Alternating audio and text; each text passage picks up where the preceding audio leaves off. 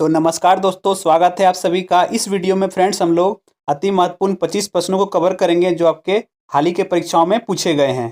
तो चलिए वीडियो शुरू करते हैं। देखिए, पहला प्रश्न है, कौन सी मिट्टी उत्तरी मैदानों और नदी घाटियों में फैली हुई है और भारत के कुल क्षेत्रफल का लगभग 40% है। यह देखिए MTS 2021 में पूछा गया है। तो इसका सही जवाब हो जाएगा ऑप्शन डी, जलोढ़ मिट्टी, जो 40% तक फैली हुई है पूरे क्षेत्रफल का। बढ़ते हैं आगे।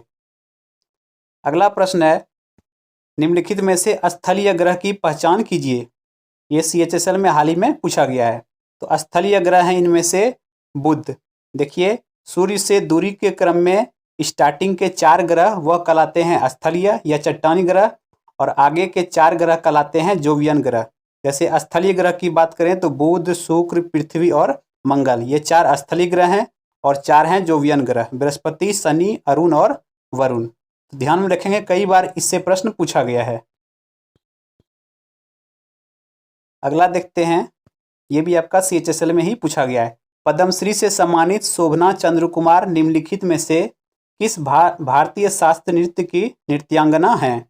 तो शोभना चंद्र कुमार से रिलेटेड प्रश्न है। तो यह संबंधित थी भरतनाट्यम से, और इन्हें पद्मश्री दिया गया था 2006 में। तो ध्यान में रखेंगे। बढ़ते हैं आगे। नेक्स्ट है, भटियाली निम्न में से किस राज्य का लोक संगीत है। तो भटियाली यह लोक नृत्य है पश्चिम बंगाल का। ऑप्शन डी यहाँ पे करेक्ट रहेगा।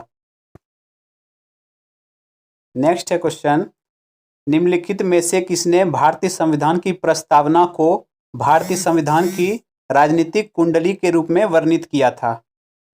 तो राजनीतिक कुंडली के रूप में वर्णित किया था कन्हैयालाल मानिकलाल मुंशी ने। ऑप्शन बी करेक्ट है।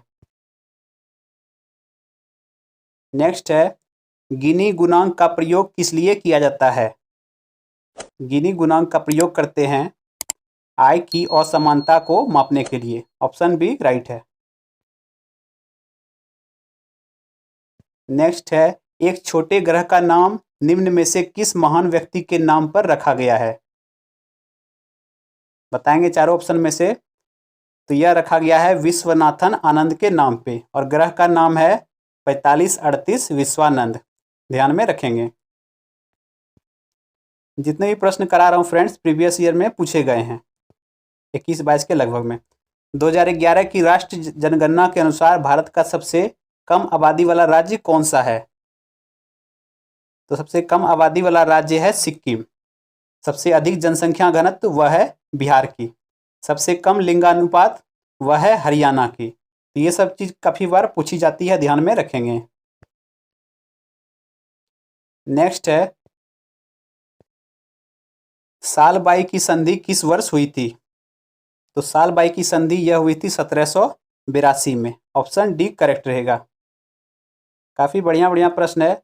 यह देखिए, सालबाई की संधि जो हुई थी, यह पहला एंग्लो मराठा युद्ध के परिणाम में वारेन हेस्टिंग्स और महादाजी शिंदे के बीच हुई थी यह संधि। नेक्स्ट है, कौन सा ISO प्रमाणन पर्यावरण प्रबंधन प्रणालियों से संबंधित है। यानी पर्यावरण से संबंधित ISO सर्टिफिकेट कौन सा है, बताना है आपको। सही जवाब हो जाएगा ऑप्शन सी, 14001।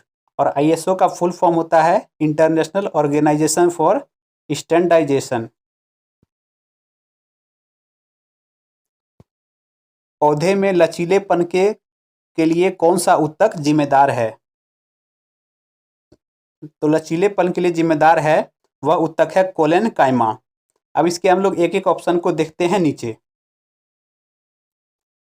तो देखिए, यहाँ पे है अलग अलग ऊतक है। सबसे पहला है मेरिस्टेमेटिम, यह संबंधित है, यह ऊतक पौधों में वृद्धि और विकास के लिए उत्तरदायी होता है। पेरेनकाइमा, यह एक अंग का कार्यात्मक ऊतक है। स्क्लेरेनकाइमा, यह पौधे को यांत्रिक सहायता प्रदान करता है। और कोइलेनकाइमा संबंधित है लचीलेपन से। तो इम्पोर्टेंट है, ध्यान में रखेंगे। अगला है, निम्न में से कौन राम सेतु का एक अन्य नाम नहीं है। एडम सेतु, नालाबंदा सेतुबंद या फिर नल सेतु। तो जो अन्य नाम नहीं है वह है नालाबंदा। यह नाम राम सेतु का नहीं है। नेक्स्ट है, वाल्टर हंट ने निम्नलिखित में से किसका आविष्कार किया था?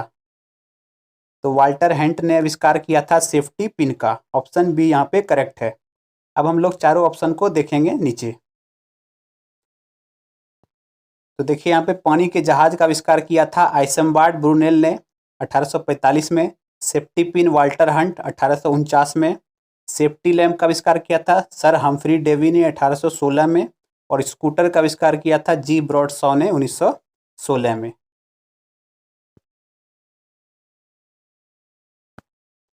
फीफा विश्व कप 2026 कहाँ आयोजित होने वाला है?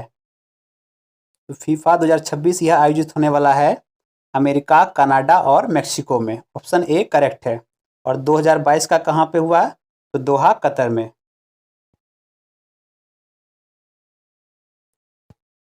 नेक्स्ट है बिरजा मंदिर, राजा रानी मंदिर और समलेश्वरी मंदिर कहाँ स्थित है? तो यह स्थित है उड़ीसा में। ऑप्शन ए करेक्ट रहेगा। निम्न में से किसने कंप्यूटर भाषा कोबोल का आविष्कार किया था? तो कोबोल के आविष्कारक थे ग्रेस मुरे हॉपर।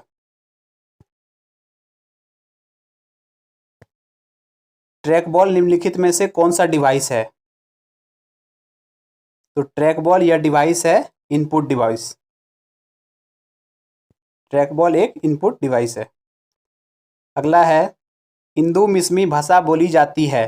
तो इंदू मिसमी यह बोली जाती है अरुणाचल प्रदेश में। ऑप्शन सी राइट रहेगा। अगला प्रश्न है स्वतंत्र भारत के पहले स्वास्थ्य मंत्री कौन थे? तो स्वतंत्र भारत के पहले स्वास्थ्य मंत्री थे वह थी राजकुमारी अमृत कौर। इंपॉर्टेंट प्रश्न है, ध्यान में रखेंगे। अदर ऑप्शंस को भी देख लीजिए फ्रेंड्स। मौलाना अब्दुल कलाम आज़ाद यह थे पहले शिक्षा मंत्री। सरदार वल्लभ भाई पटेल पहले गृह मंत्री या उप प्रधानमंत्री थे। श्यामा प्रसाद मुखर्जी, इसका आप लोग कमेंट बॉक्स में कमेंट करके बताएंगे कि श्यामा प्रसाद मुखर्जी को कौन सा विभाग मिला था। चलिए मैं आपको बता देता हूँ, इन्हें मिला था वाणिज्य विभाग, वाणिज्य मंत्री थे। अगला देखिए है शल्य चिकित्सा का जनक किसे कहा जाता है? राइट आंसर है ऑप्शन डी सुश्रुत। भारत के संविधान का भाग 3 किससे संबंधित है? तो भाग 3 यह संबंधित है मौलिक अधिकार से। अदर ऑप्शंस को हम लोग नीचे देख लेते हैं। तो देखिए भाग 3 संबंधित है मौलिक अधिकार से। अनुच्छेद 12 से 35 में यह दिया गया है। भाग 4 राज्य के नीति निर्देशक सिद्धांत से और यह अनुच्छेद 36 से 51 तक है। और भाग 4A है मौलिक कर्तव्य से, इसका अनुच्छेद है 51A। और भाग 2 संबंधित है नागरिकता से, अनुच्छेद 5 से 11 में यह वर्णित है। नेक्स्ट प्रश्न है निम्नलिखित में से किस समिति ने मौलिक कर्तव्यों को शामिल करने की सिफारिश की थी? तो मौलिक कर्तव्यों को शामिल करने की सिफारिश की थी वह समिति थी स्वर्ण सिंह समिति। इंपॉर्टेंट है, ध्यान में रखेंगे। अदर ऑप्शंस को देखिए फ्रेंड्स।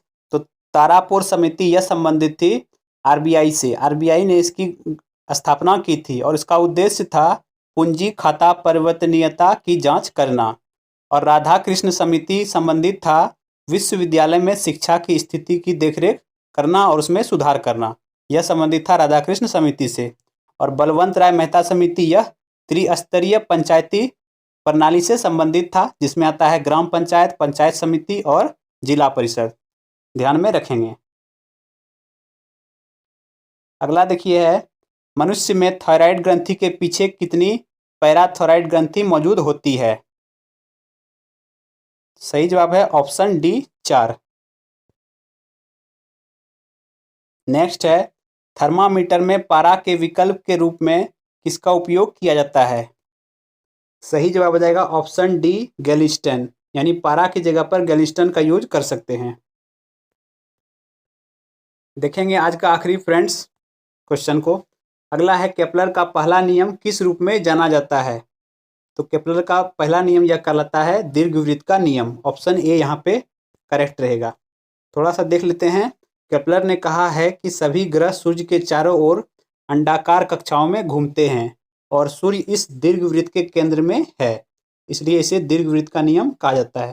तो आज के लिए बस यहीं तक था फ्रेंड्स। वीडियो यदि अच्छा लगा हो तो वीडियो को लाइक कर दें, काफ़ी मेहनत लगती है वीडियो को बनाने में, और कमेंट बॉक्स में ज़रूर कमेंट करें। धन्यवाद।